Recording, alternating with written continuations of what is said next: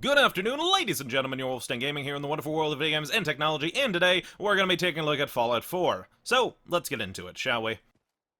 If there's any game that I was more disappointed of in 2015, it's Fallout 4. Originally reviewed on December 23rd of 2015 by yours truly, I gave it an astounding meh. After the initial review was lost, I decided to re-review the game in a new 2017 edition review. I originally praised the game for satisfying combat and well-made tunes, and I hammered the game for the Diet Sim City building and bugs and glitches that, at many points, broke major quest lines. How's Fallout 4 been improved since its initial release? Well, considering I'm reviewing the game with the unofficial Fallout 4 patch on just to get a certain glitch to stop breaking the game, no, it hasn't. In Fallout 4, you play as either a lawyer or a retired U.S. soldier. After going through cringe-inducing dialogue that only someone in their 50s could have possibly written, along with the character creation menu, it's off to find our mechanical baby, because Bethesda can't model babies after 2 separate attempts to save their lives. Take care of said baby for all a few moments, and then run off to a vault after threats of nuclear bombs go off. After finding out that your mechanical baby is stolen and your husband or wife killed because apparently poorly animated Sally Secrets dolls are quite valuable in the future, it's up to your hideous lawyer or soldier to go and rescue him on this not really that Fallout adventure in the good old Commonwealth of Boston, which is my hometown, even though it's not. But, you know, I live in Mass, and so, you know, it's kind of like Boston, except it's not at all. Anyway, you have a variety of mostly terrible weapons, a variety of mostly terrible armors, a variety of soulless quests, all of 2 memorable characters, customization options for those said terrible weapons and armor, shallow city building, glitches galore, and there's one other thing. I can't seem to remember it. Hold on. It seems to be caught up in my tongue. Let me just roll my tongue out for a bit. Oh yeah! The game broke halfway through for me! We'll get into that in a bit. Fallout 4 starts off, well, rather abruptly, in all honesty. Sure, it has the War Never Changes niche and the intro gameplay bit and the create a character bit, and the unceremoniously slow-going intro, but it all feels rather abrupt despite how slow it feels. We get maybe a minute or two, if the player is a clod, to relate to either the husband, your robot butler, or the baby itself. It's not uncommon for storytellers to just shove the reader or player into a scenario where they're a father or mother or they need to rescue a baby. But there's just one problem with that idea, which is that just inserting a baby into a story doesn't suddenly make the player care anymore. I know, it's a shocking reality. Worse off, at least in Fallout 3, it was slow going because it's introducing the player to not only the base mechanics of the game, but introducing us all to the characters of the Vault. Sure, it's cheesy, but at least I can point out just why it's slow. The game is broken up into mediocre quests, solid combat, mediocre customization, etc. As for the main quest, it's terrible. Essentially, like in Fallout, I'm noticing a pattern here, Bethesda 3, you have to go and find someone who's left and/or has been taken from your home vault, with the only difference being a role reversal. Along the way, the game attempts to introduce you to each primary faction of the game. But there's just one problem with each primary faction of the game, which is that they're all unlikable pricks! Go figure! The Brotherhood of Steel are now the Discount Enclave because just writing in the Enclave was apparently too difficult. The Institute are also just the Discount Enclave because apparently writing in the Enclave was still too difficult. The Minutemen are basically the National Guard if the National Guard were run by Boy Scouts, and the Railroad are a discount faction in general. They shouldn't even be a faction. They only have one goal, and they don't plan to do anything beyond helping synths, which are made by the Institute. Thus, without the Institute, the Railroad doesn't have a need to exist. Thus, you're encouraged to choose either the Brotherhood or the Institute, but they're both just discount versions of the Enclave, complete with being entirely unlikable. Oh joy, I'm glad they kept that one trait from the Enclave, conjoining with both factions. I'm glad that those are my choices here. Remember how in Fallout New Vegas, aiding different factions changed the ending cutscene? Remember how you had some choice in who you aided and who you slaughtered, and that it would contribute to the final battle at Hoover Dam? You don't get that in Fallout 4 either. Once you choose a faction, the player has to follow those faction's choices, and the amount of choice after is the equivalent of choosing between an oatmeal or raisin cookie, when all you really want is some Skittles. The game is filled with thinly veiled decisions that masquerade as player choice, when the player isn't playing his or her way, but Bethesda's way.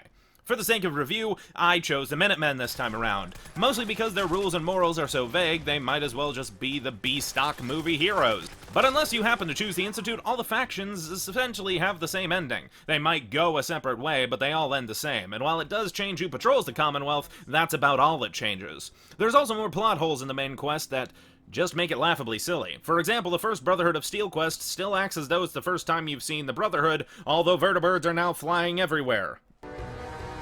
Scribe Halen. Thanks for lending us a hand. Thanks for lending us a hand. Where'd they go? They'll legitimately talk to the Vault Dweller as though they've never seen the hundreds of vertibirds flying through the sky. Quests have also seemingly taken a nosedive in terms of just, well, raw list of choices. Limiting dialogue options to 4 means there can never be any more or any less than 4 options for any conversation. Ah, you're back. Bet you work up quite an appetite traveling. Wouldn't you like to sate that hunger? With a good can of long neck Lakowskis.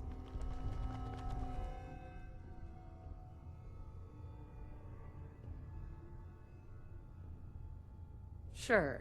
While the intention to possibly clean up the clunky UI of Fallout 3's dialogue system was duly noted, the result of Bethesda's part gives the player less choice, less freedom, and rather ironically forces more restrictions on developers rather than less. While they did clean up the dialogue UI, they did it at the cost of basically everything, including putting more work on the developers. More often than not, the fourth conversation button is just a sarcastic button, because the dialogue choices only show up as a few words. They don't actually say what the character will state, thus causing even more confusion. What's sarcastic supposed to mean? Bad sarcasm? Mean sarcasm? Am I just being jokingly sarcastic? The answer is none of the above. The sarcastic option is generally just the nice version of being a wankering wanker. If the character isn't being just a generally unlikable person, the sole survivor can generally be found turning dark humor to cheeky comedy hour with a layer of Fallout dust covered all over it. Looks like it'll be a closed casket funeral. Beyond that, most of the side quests are downright dull. Most come and go, and the ones that don't simply linger in annoyance. The most memorable quests come from a location called Diamond City. However, they feel almost like quests from Borderlands over any Fallout game I've played, which is all of them, including Tactics and Brotherhood of Steel. And the Van Buren Fallout, I played them. Whether it's dealing with a doctor who makes people's faces, to helping a radio announcer get some courage, to getting a can of green paint. These quests don't feel like they belong in Fallout at all. You're out onto the floor? Earl, he just didn't want to be happy. That must have been it. When Fallout 4 isn't lingering in mediocrity, it's lingering in polarizing behavior. The few things that Fallout 4 does well feel as though they're done so well that they're from other games entirely. I have the memory of a squirrel, but even I can remember more than a few locations and quests from Fallout 3. From dealing with pseudo-vampires to going to Washington to steal the Declaration of Independence, from a botched robot who thinks that he's one of the Founding Fathers. My memory may be potatoes, but it still remembers large chunks of Fallout 3, even though it's been more than 3 years since I last touched it. I can't say the same, though, for Fallout 4. Even when I do remember interesting locations and quests, it's only because they were so stupid or so well done that they felt like they were from different games entirely. Fallout 4's zigzagging quality standards when it comes to just about everything is visible practically the moment the player starts the game.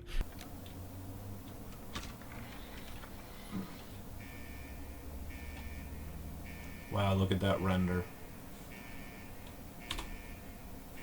That's your render distance, everyone. You can't even see the bridge.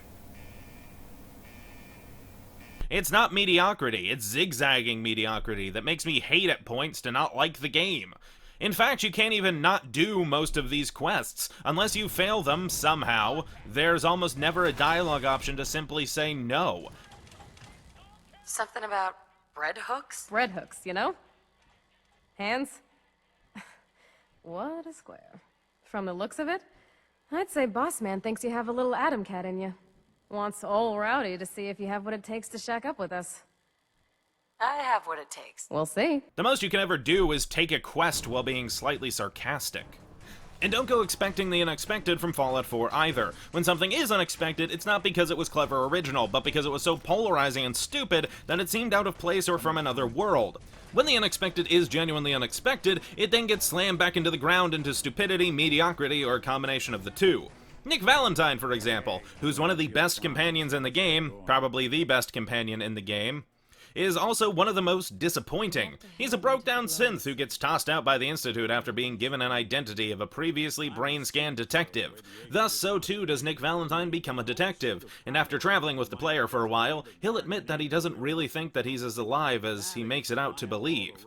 Nick Valentine is one of the most out-of-place characters in the entire game, because he's the only one given any real depth that isn't simply telling the character his emotions. After talking more, he'll eventually talk about an old case from the real Nick Valentine, and that he can't really sleep until the murderer of the real Nick Valentine's lover is killed. So Nick Valentine and the Vault Dweller go on a quest to hunt him down. After finding all the tapes to unlock the secret bunker door to the murderer's hideout, Nick Valentine is left only to find a dead, rotting corpse of the murderer, dying from the initial nuclear blast. While there, he discovers a holotape, finding out that the murder was an accident, and that he tried to save the girl. Moreover, he finds out that the real Nick Valentine discovered this, and it's why in the end he gave up the chase of finding the supposed murderer. That since Nick Valentine didn't remember this because of when the brain scan happened. Without his revenge and distraught from what he hears, Nick Valentine realizes that it doesn't matter who the real Nick Valentine was, that he was different, but he was alive, and if the Commonwealth needed help, he'd help them, real or not, finally being able to leave the ghost of a dead man's past behind for good.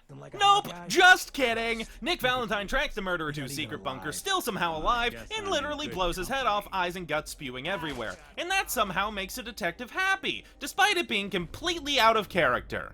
See what I mean? I literally just made up a better ending while writing this review than a team of 100+ people could come up with. Sure, I do tell stories for a living, that's kind of my job. So it is my job to come up with the good ones, but I shouldn't be able to literally make something up while writing this that manages to be more compelling than Bethesda's offering. The rest of the companions and characters are so mechanical and inhuman, both in animation and voice acting, that they feel like a waste of potential.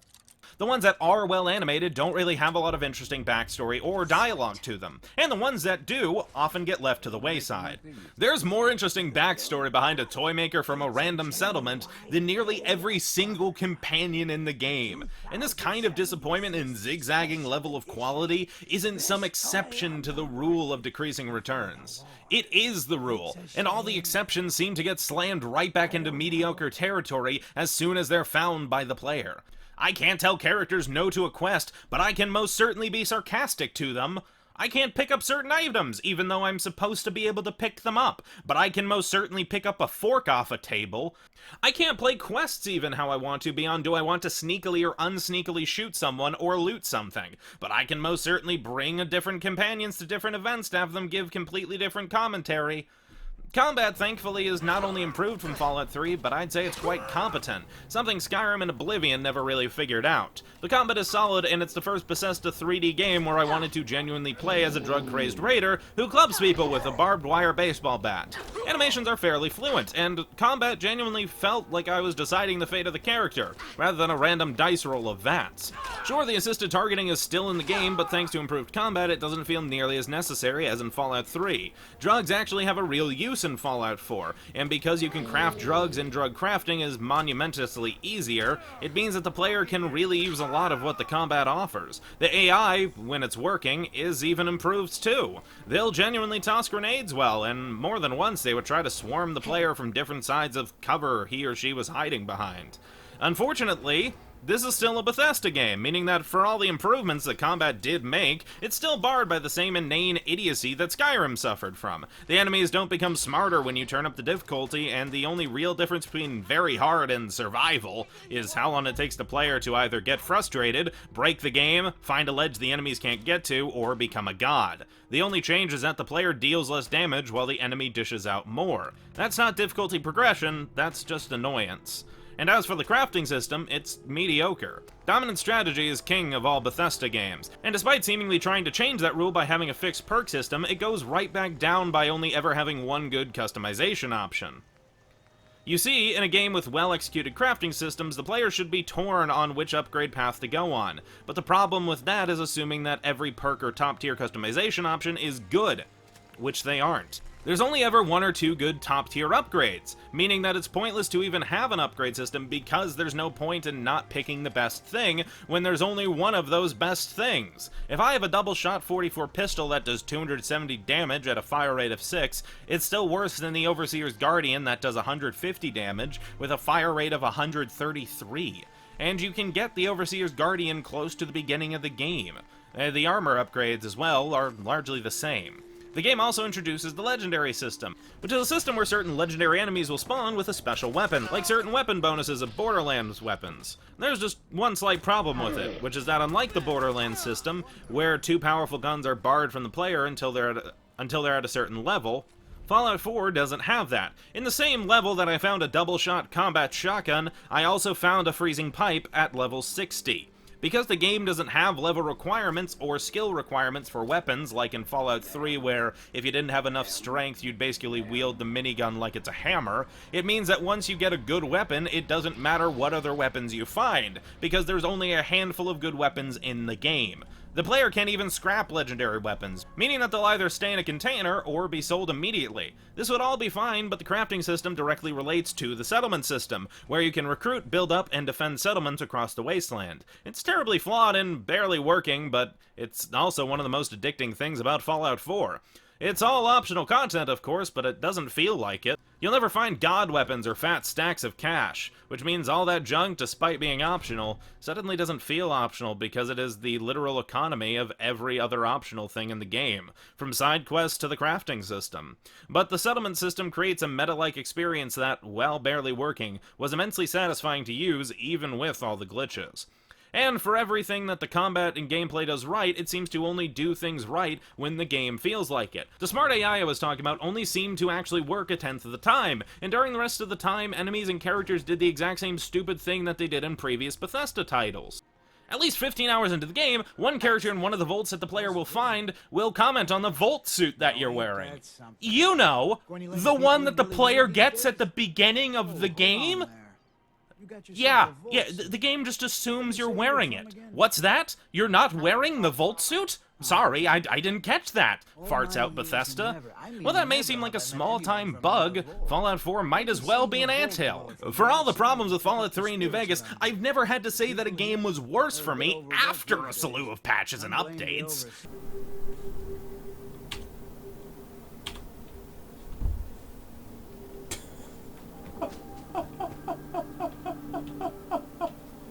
Oh my god. Oh.